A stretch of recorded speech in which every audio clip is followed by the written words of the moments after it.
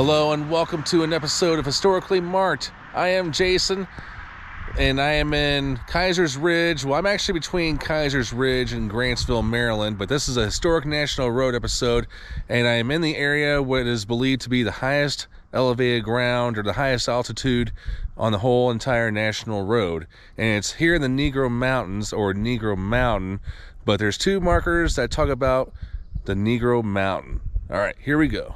So this is a roadside pullout, and I will get to that one in just a second. But there was one over here that's sponsored by the Maryland Department of Transportation and Maryland Historical Trust. This is an African-American historic site. On May 24th, 1756, British Colonel Thomas Cresap, and his party marched from Fort Cumberland to engage the enemy. Unable to cross the Ohio-Guinea River, I'm sorry, I have a very tough time pronouncing that, they turned back. Here they met Native American French allies and a skirmish ensued. A black frontiersman, whose name is not known, was killed fighting alongside of Colonel Cresap. As a testament to his bravery, Negro Mountain was named after him. And it says the same on the back. And this one just talks about the national road. I thought I was going to talk about the mountain, but it just says here, Americans are an adventurous people. From past to present, they have used feet, horses, wagons, stagecoaches, canals, railroads, bicycles, automobiles, trucks, and buses to perpetually change their plans and abodes. Centuries ago, George Washington dreamed of a highway joining east and west.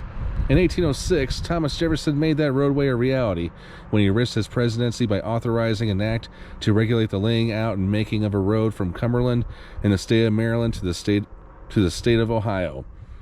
The next generation built that United States road, a 30-foot wide crushed stone thoroughfare that spanned rivers, traversed mountains, and opened up America's western frontier to the Mississippi.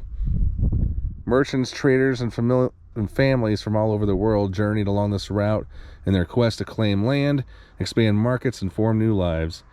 Today you can trace that same path along the historic national road, discover the places, events, and stories that shape this nation. To have your own adventure, stop by any welcome center or local visitor center to speak to a travel counselor and pick up a historic national road map guide.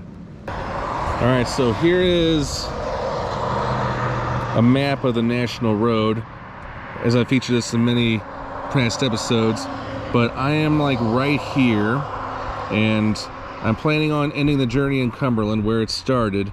Now, I will not be going to the Baltimore extension. Well, it was already there, but I mean, they still kind of extended it and called it the National Road. But I had been through West Virginia and Pennsylvania today, and as part of this trip, I went through 3/4 of Ohio, and then Indiana I did, and then I started in Illinois. It did end in Vandalia, Illinois, because that was when Congress ran out of money. But they wanted to extend it to St. Louis anyway, or Alton, Illinois. And so there was a compromise. Well, they did extend it to East St. Louis, but they did also pave a route, which is present-day Illinois 140. Interesting trivia. So the Negro Mountain is actually a long range of the Allegheny Mountains in the eastern United States, stretching 30 miles from Deep Creek Lake in Maryland north to the Castleman River in Pennsylvania. The summit, Mount Davis, is the highest point in Pennsylvania. See, this is stuff I didn't even know. And not surprisingly, because of the name and because of events that have happened in the last 10 or so years, there has been a movement and many requests to change the name from Negro Mountain to something else. There have been suggestions to honor the man possibly named Nemesis, the guy that's mentioned on the marker. There was also one to name one after the 13 African-American Medal of Honor recipients from Pennsylvania and Maryland at that time. But it was a board that declined that request. And despite of the whole controversy behind it, the board voted to reaffirm the name Negro Mountain, and that was back in 2020.